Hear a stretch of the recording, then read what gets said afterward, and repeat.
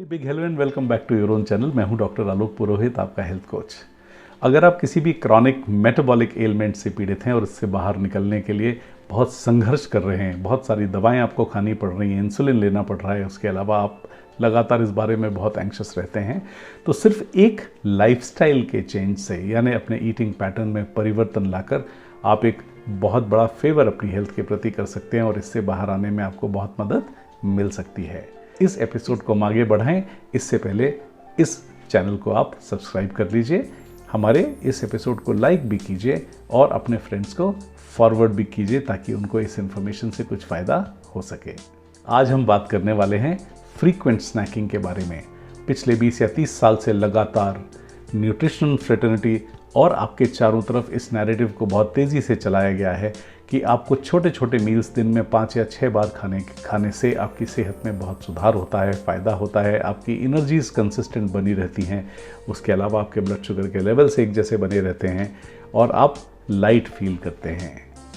इसके ऊपर लोगों का अगाध विश्वास रहा है और जो कॉन्सेप्ट पोस्ट ब्रिटिश इंडिया से इंडिया में ब्रेकफास्ट के इंट्रोडक्शन के साथ शुरू हुआ, जिसने हमारे टिपिकल इंडियंस में जो हाउस होल्ड्स में 2 मील्स हुआ करते थे उसको ब्रेकफास्ट, लंच और डिनर में तब्दील किया। आज फूड की अवेलेबिलिटी और अफोर्डेबिलिटी हमारे चारों तरफ, अगर आप 40-40 स्टेप चल के चले जाएं तो आपको कुछ ना कुछ खाने के लिए आजू बाजू ज़रूर मिलेगा। हमारे अपने घरों के अंदर इतना खाने का सामान होता है कि यदि आप सिर्फ 15 कदम भी चलेंगे तो आपको कुछ ना कुछ खोलकर कोई ना कोई पैकेट खोलकर खाने का सामान ज़रूर मिल जाएगा। इस समस्या का एक ये बहुत बड़ा दुष्परिणाम हुआ है कि हमारे जो 2 या 3 मील्स 90s तक चलते रहे हैं, उसके बाद आज हम सुबह उठकर सबसे पहले चाय के साथ कुछ ना कुछ खाते हैं। या तो आप बिस्किट्स या टोस्ट या ड्राई फ्रूट्स या कुछ ना कुछ आप ज़रूर अपनी चाय के साथ दिन की शुरुआत में खाने लगे हैं। उसके बाद आप अपना ब्रेकफास्ट के बाद 11 बजे कुछ ना कुछ एक टी विद स्नैक्स, उसके बाद 12 साढ़े 12 बजे आपका जो रेगुलर लंच है, उसके बाद 3:30 या 4 PM के आसपास आप कुछ ना कुछ स्नैक्स और चाय फिर से लेते हैं। घर आने के बाद जब तक आप एक शावर लेते हैं और अपने आप को डिनर के लिए तैयार करते हैं, तब तक आप कुछ ना कुछ घर आने के बाद खाना एक रेगुलर शगल हमारा बन गया है और उसके बाद हमारा रेगुलर डिनर, यानी हमारे 2 या 3 meals per day have now got converted into 5 और 6 मील्स ड्यूरिंग द डे। इस नैरेटिव ने हमें बहुत ज़्यादा नुकसान पहुंचा है। यदि आप मेटाबॉलिक पॉइंट ऑफ व्यू से देखें तो इसने मेटाबॉलिक डिस्फंक्शन के केसेस की भीड़ लगा दी है। यानी अगर आप हर तीसरे चौथे व्यक्ति को देखें तो वो किसी न किसी प्रकार के मेटाबॉलिक डिस्फंक्शन से अफेक्टेड है। हम सब ने जिन्होंने बायोलॉजी पढ़ी है और मेटाबॉलिज्म पढ़ा है वो सब जानते हैं कि स्कूल के समय से ही हम ये जानते रहे हैं कि हमारी बॉडी में इंसुलिन का रोल बहुत इंपॉर्टेंट होता है जब भी हम किसी भी प्रकार का खाना कंज्यूम करते हैं। स्पेशली कार्बोहाइड्रेट्स और प्रोटीन के केस में उनके मेटाबॉलिज्म में इंसुलिन का इन्वॉल्वमेंट हमेशा ज़्यादा होता है और ये जानकारी पता नहीं किस तरह से हमारे दिमाग से पूरी तरह से निकल गई और हमने इन नई हैबिट्स को एडॉप्ट कर लिया। आज के इस एपिसोड को बनाने का मोटिवेशन मुझे तब मिला जब मैं अपने परिचितों से पिछले कुछ दिनों मिला, जिनमें से कुछ डायबिटिक्स थे जो कि बहुत ही थोड़े बहुत रेज्ड HbA1c लेवल्स के साथ डायबिटिक्स थे और जिनमें थोड़ा ओबेसिटी का इशू था। उसके अलावा कुछ लोग जो कि इनिशियल कार्डियक एलिमेंट्स की वजह से जिन्हें चेस्ट पेन हुआ और जिनको अल्टीमेटली एडवाइज ये किया गया कि उन्हें स्टेंटिंग करानी चाहिए और वो तत्काल स्टेंटिंग के लिए जाकर स्टेंट्स डलवा कर आए। यानी ये सारी स्थितियां निर्मित हो रही हैं क्योंकि जब मैं उनके साथ बैठा और उनके साथ लंबा वार्तालाप मेरा हुआ तो मैंने उनको सिर्फ इतना पूछा कि आप मुझे ये बताइए कि आपका नॉर्मल रूटीन इतना बिगड़ना तो संभावित है नहीं कि आपको किसी भी प्रकार की इस तरह की समस्या होना चाहिए। जब उन्होंने अपनी सारी लाइफस्टाइल से रिलेटेड डिटेल्स मेरे साथ शेयर किए तो मुझे बहुत अचंभा भी हुआ, लेकिन साथ ही साथ ये फ्रीक्वेंट ईटिंग का जो नैरेटिव है उसके दुष्प्रचार के बारे में भी मुझे बहुत I was very frustrated with this entire thought. Because जब उन्होंने मुझे बताया कि वो दिन में बहुत छोटे छोटे मील्स खाते हैं, उन्हें बहुत ज़्यादा भूख लगती है, सारे दिन वो कुछ ना कुछ उठाकर खाते रहते हैं, लेकिन उस पूरे विषय की जानकारी से वो बहुत दूर थे। जब मैंने बैठकर उनको ये सारा कॉन्सेप्ट बताया तो उन्हें ये जानकर बहुत खुशी हुई कि वो कोई ऐसी गलती कर रहे हैं जो उनके जो नेचुरल रिवर्सल का जो रिकोर्स है उससे बहुत दूर नहीं है। और कम से कम वो इस बात पर एग्री हुए कि वो इस पूरे कॉन्सेप्ट को इम्प्लीमेंट करेंगे। आप यूजुअली अपने खाने में 3 मैक्रो न्यूट्रिएंट्स का उपयोग करते हैं, जो कि हैं कार्बोहाइड्रेट्स, फैट्स और प्रोटीन्स। जब भी आप कार्बोहाइड्रेट्स का इस्तेमाल करते हैं तो बॉडी में बने हुए ग्लूकोज को आपके सेल्स तक पहुंचाने में, जो कि उन सेल्स के लिए फ्यूल होता है, उसके लिए इंसुलिन की आवश्यकता पड़ती है। और बॉडी बहुत सारा इंसुलिन कार्बोहाइड्रेट्स के रिस्पांस में जनरेट करती है, यानी इंसुलिन तेज़ी से ट्रिगर होता है जब आप कार्बोहाइड्रेट्स को खाते हैं। तो जब आप प्रोटीन्स का इस्तेमाल करते हैं तो रिलेटिवली इंसुलिन का रिस्पांस तो स्लो आता है, लेकिन एक लेट ऑनसेट की संभावना हमेशा होती है, क्योंकि प्रोटीन्स को ब्रेक करने में आपकी बॉडी को समय ज़्यादा लगता है। और लगभग 2 से ढाई घंटे के बाद प्रोटीन्स का जो असर है वो लगातार हाई बना रहता है, और वो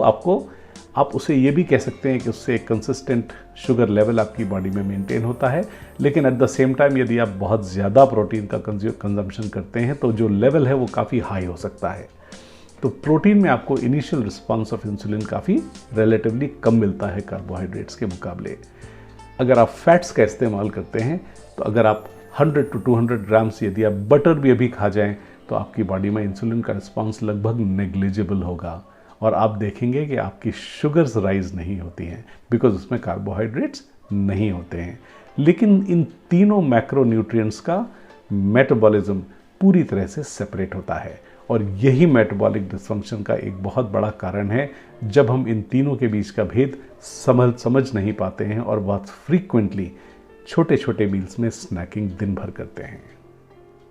इंडियन फूड हैबिट्स में कार्बोहाइड्रेट्स का बहुत ज़्यादा डोमिनेंस है। यदि आप अपना खुद का प्लेटर भी एक नज़र ध्यान से देखें तो आप पाएंगे लगभग 60 to 70% हमारे प्लेटर का कॉम्पोजिशन कार्बोहाइड्रेट से आता है, चाहे वो रोटियां हों, चाहे वो आप पराठा खाते हों या आप राइस ईटर हों। आप देखेंगे लगभग 60 to 70% contribution to your platter carbohydrates का है। उसके अलावा अगर आप दाल खाते हैं या किसी तरह के होल ग्रेन्स खाते हैं तो वो 10 to 15%, और आप यूजुअली इंडियन प्लेटर्स में डेयरी का प्रेवलेंस हमेशा होता है। या तो आप छाछ ले सकते हैं, या मक्खन या घी आप अपनी रोटियों में इस्तेमाल कर सकते हैं, दाल वगैरह में आप डालकर उसको इस्तेमाल करते हैं। तो मोटा मोटा कंस्ट्रक्ट आपके रेगुलर ईटिंग प्लेटर का यही होता है। और जब आप स्नैकिंग करते हैं तो स्नैकिंग में जनरली आप 2 ही तरह से स्नैकिंग कर सकते हैं। आप कभी भी कोई भी ऐसा फैटी आइटम जैसे बटर उठाकर तो आप नहीं खाएंगे, लेकिन आपका कंजम्पशन लार्जली रिलेटेड होगा, वो कार्बोहाइड्रेट्स और प्रोटीन से रिलेटेड होता है। यानी जब आप कार्बोहाइड्रेट्स खाते हैं तो चाहे वो बिस्किट्स हों, केक्स हों, पेस्ट्रीज़ हों, बेकरी के आइटम्स हों, ये सारे आइटम्स में आप कहीं ना कहीं देखेंगे carbohydrates will be very high. Noodles, pasta, ऐसे आइटम्स का जो प्रचलन है वो भी लार्जली आपको कार्बोहाइड्रेट ही देता है। और जब इन आइटम्स का आप बहुत फ्रीक्वेंटली इस्तेमाल करते हैं तो आपकी बॉडी में इंसुलिन रश करता है, यानी इंसुलिन सर्ज करता है। जिस इंसुलिन को आपकी बॉडी में दिन में 2 या 3 मील्स के लिए ट्रिगर होना चाहिए, यदि वो हर छोटे मील्स के साथ इंसुलिन के लेवल्स ट्रिगर होंगे तो आपकी बॉडी में इंसुलिन के लेवल्स लगातार पूरे दिन हाई बने रहेंगे। और हाई इंसुलिन लेवल्स का बना रहना आपके लिए बहुत ज़्यादा घातक सिद्ध होता है, क्योंकि हाई इंसुलिन लेवल्स का मतलब है आप लगातार अपने खाए हुए जितनी भी आप फूड आइटम्स का इस्तेमाल करते हैं उसकी एनर्जी को आप कंसिस्टेंटली इस्तेमाल तो करते नहीं हैं, और यदि उस एनर्जी का आप इस्तेमाल नहीं कर रहे हैं तो इंसुलिन इमीडिएटली उस पूरी एनर्जी को कन्वर्ट करके आपको फैट जमाने का काम करता है। यानी इंसुलिन अपना काम कर देगा, अगर आपके सेल्स उसको एक्सेप्ट नहीं करेंगे तो ग्लूकोज से वो फैट में कन्वर्ट करके अपना काम ख़त्म कर देगा। आप उसके बाद फिर से अगर 2 घंटे बाद कुछ और खाते हैं तब भी आपने एनर्जी तो पूरी बर्न की नहीं है पिछले मील की, तब अगर आप फिर से कंजम्पशन करते हैं तो फिर से इंसुलिन के लेवल्स राइज होंगे, वो आपके ब्लड में ग्लूकोज को लेकर जाएंगे, सेल्स एक्सेप्ट नहीं करेंगे और वो जाकर वापस से फैट जमा देगा। फ्रीक्वेंट ईटिंग से आपका ये दुष्चक्र शुरू होता है जो कि आपकी बॉडी में एक्सेस कैलोरी भी देता है, एक्सेस फैट का डिपोजिशन करता है, और आने वाले समय में जब आप इंसुलिन के सर्जेस को अपनी बॉडी के अंदर महसूस करते हैं तो आप देखते हैं कि इंसुलिन की एफिशिएंसी भी कम होने लगती है और इंसुलिन रेजिस्टेंस का जो आगाज़ है या उसकी जो शुरुआत है वो यहाँ से होती है। चाहे आप 2 बिस्किट्स खा रहे हो, चाहे आप 4 स्पून्स नूडल्स खा रहे हो,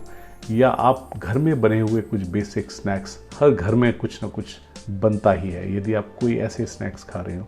तो आप देखते हैं हर छोटा हो या बड़ा हो, आपकी बॉडी में उस मील के साथ इंसुलिन के लेवल्स राइज होते हैं, और उन इंसुलिन के लेवल्स के राइज होने का मतलब है कि आपकी बॉडी में वो मोटे होने वाला दुष्चक्र शुरू हो जाता है। और वेट का बढ़ना, इंसुलिन की एफिशिएंसी का कम होना, ज़्यादा कैलोरीज, ब्लड में शुगर का रिटेंशन, या आपके इंसुलिन का रिस्पॉन्स बहुत लेथार्जिक होना, स्लो होना, ये सारी चीज़ों की शुरुआत वहाँ से हो जाती है। आप अच्छे से जानते हैं कि हायर शुगर के नंबर्स यानी फ्लोटिंग ब्लड शुगर आपके शरीर में होने का मतलब है आपको बहुत सारी दूसरी समस्याएं होना, यानी आपके वैस्कुलर सिस्टम की प्रॉब्लम, सर्कुलेटरी सिस्टम की प्रॉब्लम, उसके अलावा किडनीज़, आपकी आइज़, और तरह तरह की जो समस्याएं होती हैं, चाहे वो PCOS हो, चाहे इरेक्टाइल डिस्फंक्शन हो, ऐसी बहुत सारी समस्याएं हायर इंसुलिन लेवल से लगातार लिंक्ड होती हैं, जिसका सीधा संबंध आपके खाने से होता है। इसीलिए फ्रीक्वेंट ईटिंग की आदत को आपको बिल्कुल रिस्ट्रिक्ट करना चाहिए, और कोशिश करके यदि आप 2 मील्स दिन के ले सकते हैं तो ये वो सबसे पहला इंटरवेंशन है जो आपको पूरी तरह से स्वस्थ कर सकता है। हो सकता है यदि आप 6, साढ़े 6, 7 वाले अगर आप उस लेवल के HbA1c पर हों, और अगर आप बहुत ज़्यादा आगे नहीं गए हैं या आपकी इंसुलिन सेक्रेटिंग कैपेसिटी में कोई दूसरी समस्या नहीं है, तो आप देखेंगे कि आप बहुत जल्दी अपनी डायबिटीज़ भी रिवर्स करेंगे, वज़न को भी कम करेंगे, और साथ ही साथ उससे एसोसिएटेड जितने सारे भी सिम्टम्स हैं उन सब में आपको सीधा सीधा फ़ायदा होगा, और वो भी बिना किसी दवा के। और यदि आप कुछ हल्की फुल्की दवा भी ले रहे हैं तब भी आप विदाउट मेडिकेशन अपने आप को बहुत स्वस्थ रख सकते हैं। फ्रीक्वेंट ईटिंग की हैबिट को अपने आप से बहुत दूर कीजिए, और सिर्फ दिन के 2 या मैक्सिमम 3 मील्स लीजिए। आप अपने 2 रेगुलर मील्स ले सकते हैं, और दिन में nutrition, water content, phytochemicals, antioxidants और बहुत सारे विटामिन्स के साथ आने वाले फ्रूट्स का इस्तेमाल एक तीसरे मील्स के तौर पर कर सकते हैं। यानी अगर आप सुबह का 1 मील लें, दिन में फ्रूट्स का 1 मील बीच में रखें, और शाम को रेगुलर 1 मील लें, आपकी सेहत के लिए ये एक बहुत ही अच्छा डाइट प्लान है।